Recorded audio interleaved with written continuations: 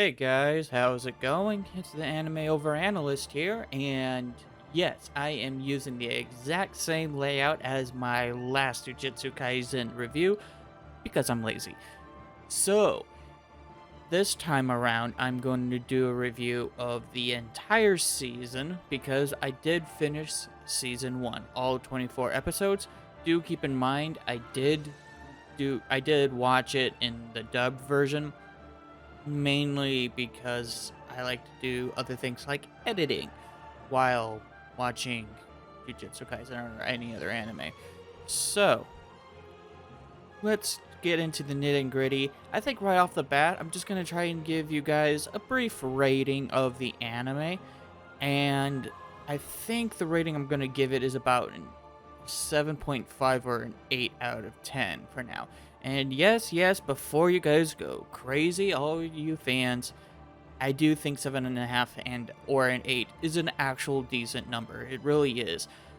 I saw the anime and I was getting a lot of like Naruto vibes. I was getting a lot of just basic shonen vibes. So it's definitely shonen at its core, and there are a lot of cool shonen aspects and cool shonen takes that it takes.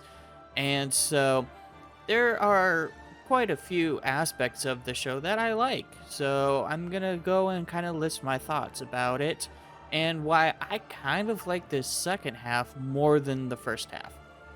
So, to start off, my issues with the first half were mainly my biggest issue was that they set up this kind of friendship between Yuji Itadori, Megumi, and Nubara, and it felt forced to me.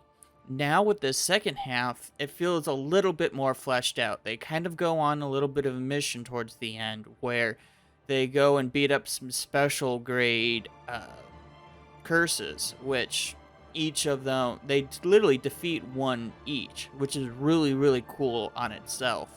And so they become really powerful sorcerers, and I kind of like the fact that the sorcerer rankings is actually based off of clouds than anything. It's real interesting because someone with absolutely no power whatsoever can probably get into like a special ranked sorcerer level because someone recommended them to that position. Now, I don't think that will happen, or it may not happen, but it's kind of an interesting aspect, and vice versa. You could be super powerful, you could take on special grades left, right, and center, but if nobody recommends you to S grade level, then you can't take it on. Now, at the end of the season, we find out that all three of them, plus a few others, do get promoted to, I believe, first class sorcerers, so that's really cool. Now, when it comes to the overall plot of the show, right now I think it's pretty decent. Um, I keep forgetting the name of the Shigaraki character, and it's yeah, it's off of, off my mind. I should have a cheat sheet, but I've been too lazy. So basically, I've been kind of fascinated with his character because he's a brand new curse and he's kind of figuring his way around the world, kind of like Shigaraki from MHA. But I like him more because he's got a lot more personality, in my opinion. He's kind of all over the place. He's experiencing like actual human emotions, which is really fascinating. But at the end of the day, he's still kind of evil for the sake of evil. But overall, I like him. I like the whole concept of Sakuno just going around and trying to consume fingers, like his fingers, because the dude has 4 arms. So that is also really quite nuts. And I have a I do believe that he might kind of take over Itadori's mind a little bit. Like he's slowly kind of bringing in all these negative thoughts and negative aspects to the point where Itadori may start doubting himself. He might even start going against his own beliefs. I think there's some possibilities for that for Itadori in the future. So I hope something like that will happen. Now, I guess I can talk about the whole exam because I kind of skipped all the way over that to the end. So the exam was real interesting, and I also really liked it. Mainly the whole main fight with like I kind of want to call her Mother Earth curse because it was literally just kind of Mother Earth incarnate that was just really pissed because humans pollute the earth. Really kind of a bold move, and I really like her. I like that character a little bit. And I love how Toto and Itadori teamed up to take her down. Toto is a real fascinating character because Toto kind of does whatever he wants, which is really quite amazing. I love how he kind of teaches Itadori Black Flash and how he also teaches them how to state their powers and then bluff their way around. I love that. Gojo mentioned that somewhere in like part 1 where he was like, yeah, you should describe your powers to your opponents. And that could lead to an advantage because then their opponents are thinking about your powers as well as the fact that they, you might bluff stuff. And so I love that because, for example, Toto's powers is literally just to clap and then kick ass. No, a clap and then he swaps places with anything. Anything could swap places. And I love it because he's like, well, every time I clap doesn't mean I activate my powers. Or, yeah, I did say that. Oh, it's limited to one, but I lied. And so I love that. I love that whole mind game dynamic that a lot of shonen don't really go into, minus like Hunter x Hunter. And I love that a lot. It's so cool. And so big plus for Jujutsu Kaisen there. Now, with the characters themselves, like I said, I like Toto. I kind of like Panda. Panda's pretty cool. And I kind of like Nubara. She's starting to creep up on my favorites list because she's actually doing things.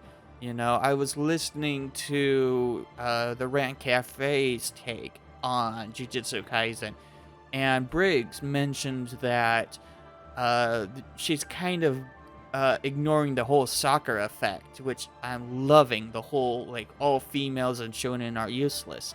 So I like that a lot. She's actually doing things, and I'm kind of curious to see what else she has later on in the series. I'm probably going to pick up the manga. I'm not going to lie. I think I'm going to pick up the manga and maybe do some manga reviews. So keep an eye out for that in case you're curious. So, let me think. The openings and the endings, I don't think were quite as hype as the first set. That being said, I love the ending of the second pretty well. I love that ending.